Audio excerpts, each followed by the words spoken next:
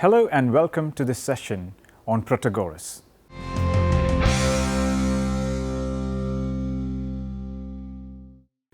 Protogoras was a pre-Socratic Greek philosopher from Thrace in northern Greece, although he made his name as a teacher and advisor in Athens.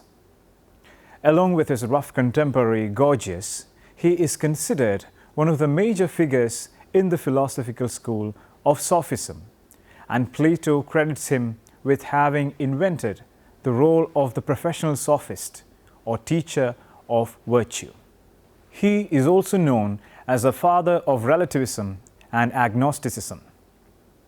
Protogoras traveled around Greece for some years, earning his living primarily as a teacher and advisor before settling in Athens. He was well known there and became a friend of the prominent Athenian statesman Pericles and other rich and influential Athenians. Pericles apparently invited him to write the constitution for the newly founded Athenian colony of Thurii in 444 BC. Protogoras was probably the first Greek to earn money in higher education, and he was tarnished for the extremely high fees that he charged.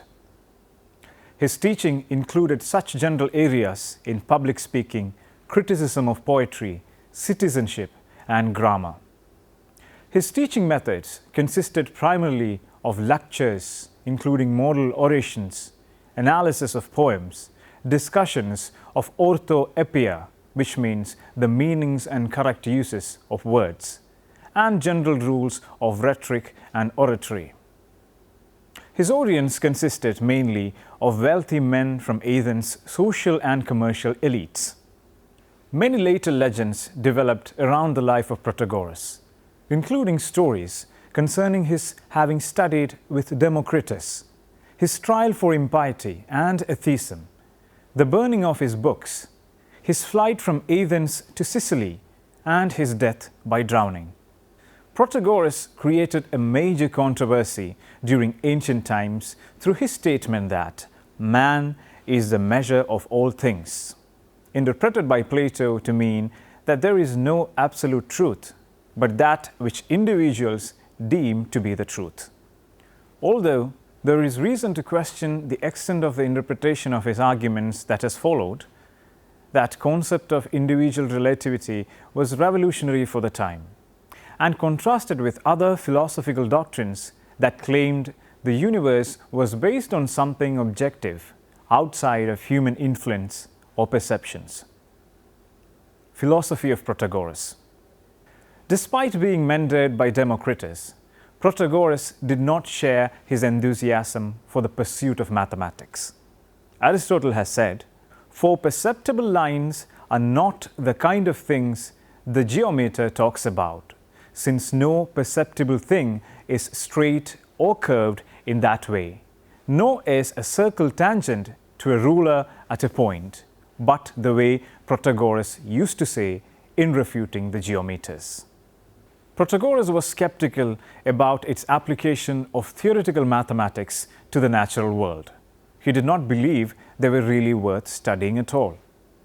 According to Philodemus, Protogoras said that the subject matter is unknowable and the terminology distasteful.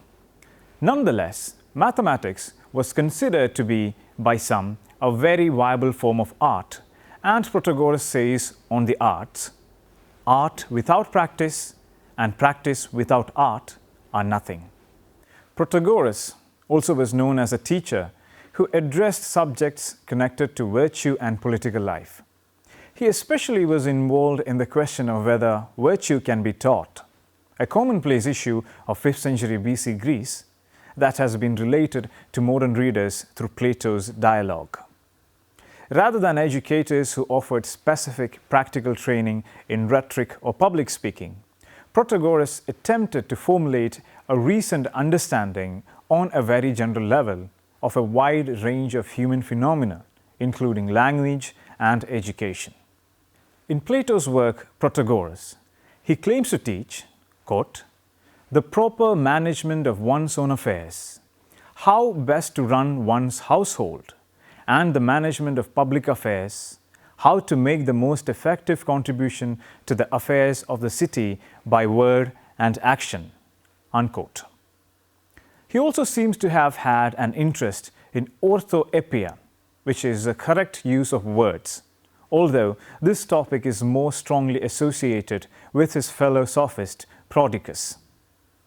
In his eponymous Platonic dialogue, Protogoras interprets a poem by Simonides, focusing on the use of words, their literal meaning, and the author's original intent. This type of education would have been useful for the interpretation of laws and other written documents in the Athenian courts. Protogoras devised a taxonomy of speech acts such as assertion, question, answer, command, etc. Protogoras worked on the classification and proper use of grammatical gender. Protogoras also was a teacher of rhetoric and argumentation. He was one of the first to take part in the rhetorical contest in the Olympic Games. Relativism. Protogoras also said that on any matter there are two arguments, or logoi, opposed to one another. And according to Aristotle, Protogoras was criticized for having claimed to make the weaker logos stronger. Protogoras is credited with the philosophy of relativism, which he discussed in his work, Truth, also known as Refutations. Although knowledge of his work is limited, discussions of Protagoras' relativism is based on one of his most famous statements: "Man is a measure of all things, of the things that are, that they are, of the things that are not, that they are not." By this, Protagoras meant that each individual is a measure of how things are perceived by that individual. Therefore, things are or are not true according to how the individual perceives them. For example, person X may believe that the weather is cold, whereas person Y may believe that the weather is hot. According to philosophy of Protagoras, there is no absolute evaluation of the nature of a temperature, because the evaluation will be relative to who is perceiving it. Therefore, to person X, the weather is cold, whereas to person Y, the weather is hot. This philosophy implies that there are no absolute truths. The truth, according to Protagoras, is relative and differs according to each individual. As with many fragments of the pre-Socratic philosophers, this phrase has been passed down through ages without any context, and consequently, its meaning is open to interpretation. His use of the word chremata instead of the general word onta, which means entities, signifies, however, that Protagoras was referring to things that are used by or in some way related to humans. This makes a great difference in the meaning of his aphorism. Properties, social entities, ideas, feelings, judgments, etc. are certainly chremata and hence originate in the human mind. Protagoras never suggested, however, that humans must be the measure of the motion of the stars, the growing of plants, or the activity of the volcanoes. Such views were considered subversive by the contemporary political elites, and reportedly attempts were made to suppress his works, hence many are lost. Many of his concepts that survive are known only as referred to in the works of others. As many modern thinkers will, Plato ascribes relativism to Protagoras and uses his predecessor's teachings as a foil for his own commitment to the objective and transcendent realities and values. Plato ascribes to Protagoras an early form of what today John Wilde would label as phenomenalism. That being an assertion that something that is or appears for a single individual is true or real for that individual. Protagoras clearly explained in his work Theaetetus, however, that some of such controversial views may result from an ill body or mind. He stressed that although all views may appear equally true and perhaps should be equally respected, they certainly are not of equal gravity. One view may be useful and advantageous to the person who has it, while the perception of another may prove harmful. Hence, Protogoras believed that the sophists were there to teach the student how to discriminate between them, that is, to teach virtue. Both Plato and Aristotle argue with some of Protagoras' claims regarding relativity, however. They argue that the concept provides Protagoras with too convenient of an exemption from his own theory, and that relativism is true for him yet false for those who do not believe in it. They claim that by asserting that truth is relative, Protagoras then could say that whatever further theory he proposed must be true. Knowledge of most of Protagoras' work is limited or missing.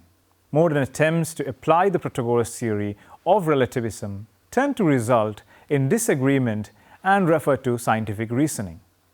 Carol Poster states that with a modern preference towards scientific reasoning and objective truth, for example, rather than considering individuals evaluating their sense of comfort, a modern philosopher would look at a modern instrument, the thermometer, objectively to see the scientific measure of the temperature, whereas the Greek would entail looking at larger philosophical implications. Doctrines. Protagoras' doctrines can be divided into three groups. 1. Orthoepia, the study of correct use of words. 2. Man-measure statement, the notion that knowledge is relative to the knower. And 3.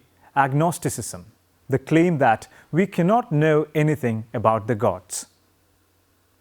Orthoepia. Perhaps because the practical side of his teaching was concerned with helping students learn to speak well in the courtroom, Protagoras was interested in orthoepia, which means the correct use of words. Later sources describe him as one of the first to write on grammar in the modern sense of syntax, and he seems interested in the correct meaning of words, a speciality often associated with another sophist, Protogoras, as well. In the work Protogoras, the Platonic dialogue named after the famous sophist, which has both Protagoras and Protogoras as participants, Protagoras is shown interpreting a poem of Simonides with special concern for the issue of the relationship between the writer's intent and the literal meanings of the words. The method of interpretation was one which would be especially useful in interpreting laws and other written witnesses such as contracts, wills, and so forth in the courtroom. Man-measure statement. Of the book titles we have attributed to Protagoras, only two, namely Truth or Refutations and On the Gods, are probably accurate. Of Protagoras' works, only a few brief quotations embedded in the work of later authors have survived. Of Protagoras' Ipsissima Verba, the most famous is the Homo Mensura, or the man-measure statement, which says, "Of all things the measure is man, of the things that are, that they are, and of things that are not, that they are not." This precise meaning of the statement, like that of any short extract taken out of context, is far from obvious. Although the long discussion of it in Plato's Theaetetus gives us some sense of how ancient Greek audiences interpreted it. The test case normally used is temperature. If Miss X says it is hot, then the statement, unless she is lying, is true for her.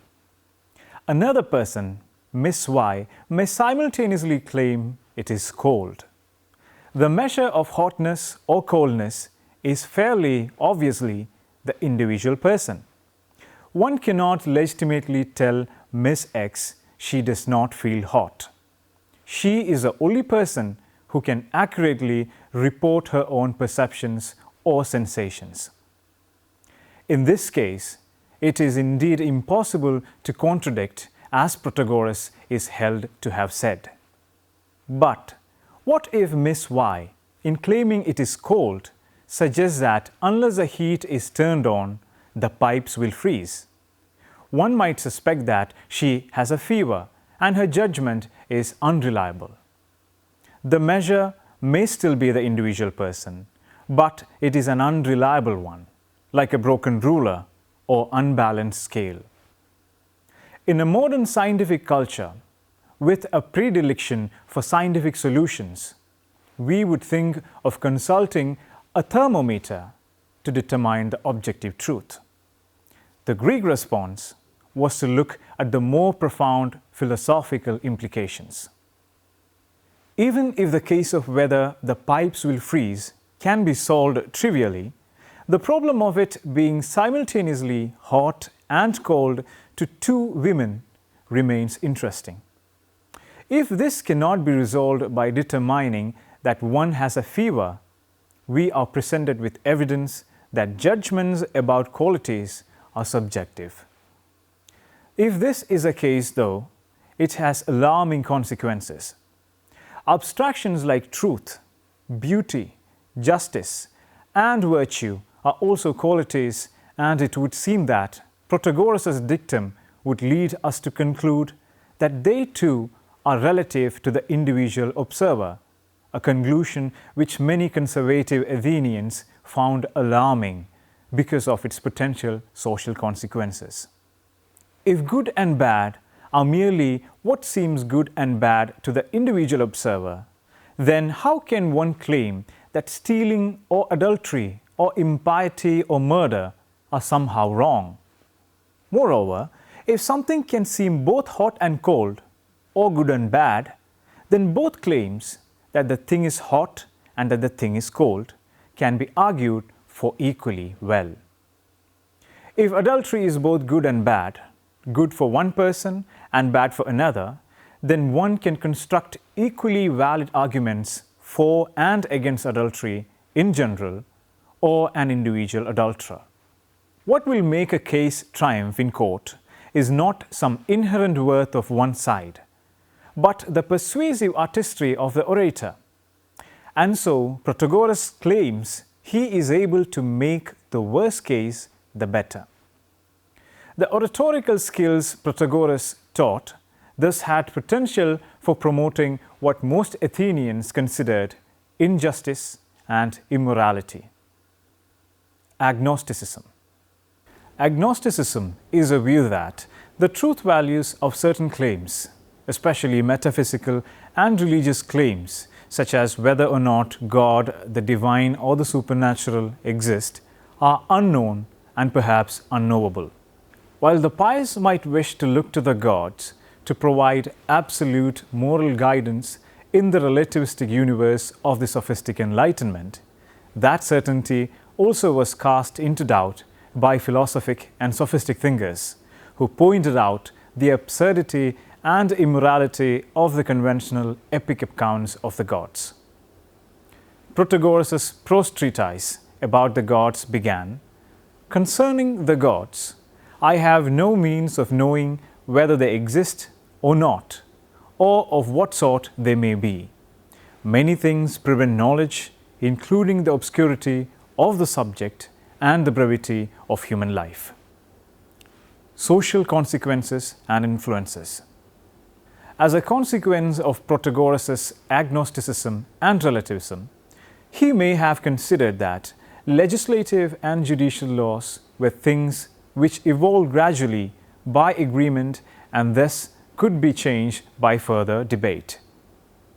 This position would imply that there was a difference between the laws of nature and the customs of humans. Although Protagoras himself seemed to respect and even revere the customs of human justice as a great achievement, some of the young followers of Protagoras and other older sophists concluded that the arbitrary nature of human laws and customs implies that they can be ignored at will, a position that was held to be one of the causes of the notorious immorality of such figures as Alcibiades. Protagoras himself was a fairly traditional and upright moralist. He may have viewed his form of relativism as essentially democratic, allowing people to revise unjust or obsolete laws, defend themselves in court, free themselves from false certainties. But he may equally well have considered rhetoric a way in which the elite could counter the tendencies towards mass rule in the assemblies. The consequences of the radical skepticism of the sophistic Enlightenment appeared, at least to Plato and Aristophanes, among others, as far from benign. In Aristophanes' play, The Clouds, a teacher of rhetoric teaches that the gods does not exist, moral values are not fixed, and how to make the weaker argument appear the stronger. The result is moral chaos. The main characters in Clouds are portrayed as learning clever tricks to enable them to cheat their creditors and eventually abandoning all sense of conventional morality. Although no one accused Protagoras himself of being anything other than honest, his techniques were adopted by various unscrupulous characters in the following generation, giving sophistry the bad name it still has for clever verbal trickery. Protagoras' influence on the history of philosophy has been significant. Historically, it was in response to Protagoras and his fellow sophists that Plato began the search for transcendent forms for knowledge, which could somehow anchor moral judgment. Along with the other older sophists and Socrates, Protagoras was part of a shift in philosophical focus from the earlier pre-Socratic tradition of natural philosophy to an interest in human philosophy. He emphasized how human subjectivity determines the way we understand or even construct our world, a position which is still an essential part of the modern philosophic tradition. Let me summarize the session. Protagoras was a pre-Socratic Greek philosopher from Thrace in northern Greece, although he made his name as a teacher and advisor in Athens. Along with his contemporary Gorgias, he is considered one of the major figures in the philosophical school of Sophism, and Plato credits him with having invented the role of the professional sophist or teacher of virtue. He is also sometimes known as the father of relativism and of agnosticism. Protagoras of Abdera was one of the several 5th century Greek thinkers, including Gorgias, Hippias, and Prodicus, collectively known as the older sophists, a group of traveling teachers or intellectuals who were experts in rhetoric, which is the science of oratory, and related subjects. Protagoras is known primarily for 3 claims. 1. That man is a measure of all things, which is often interpreted as a sort of radical relativism. And 2. That he could make the worse or weaker argument appear the better or stronger. And 3. That one could not tell if the gods existed or not. While some ancient sources claim that these positions led to his having been tried for impiety in Athens and his books burnt, these stories may well have been later legends. Now let us try to answer the questions given here. What are the influences of Protagoras' philosophy in the modern world of thought? Discuss the philosophical contributions of Protagoras. Discuss the philosophy of relativism of Protagoras. Protagoras' doctrines can be divided into 3 groups. Which are they? Write a short note on Sophists' art of rhetoric. What are the essential themes of Protagoras' philosophy? Analyze the Sophist concept, man is a measure of all things. Hope that you may go through the reference books for further understanding. Lives of Eminent Philosophers by D. Laertius, published by Harvard University Press. Protogoras by Laertius, published by Harvard University Press. The Older Sophists, a complete translation by several hands, by S. R. Kent, published by University of South California Press. A History of Greek Philosophy by W. K. C. Guthrie, published by Cambridge University Press. The Sophistic Movement by G. B. Kerford, published by Cambridge University Press. Hope you have enjoyed this session. We can meet again with another topic. Thank you.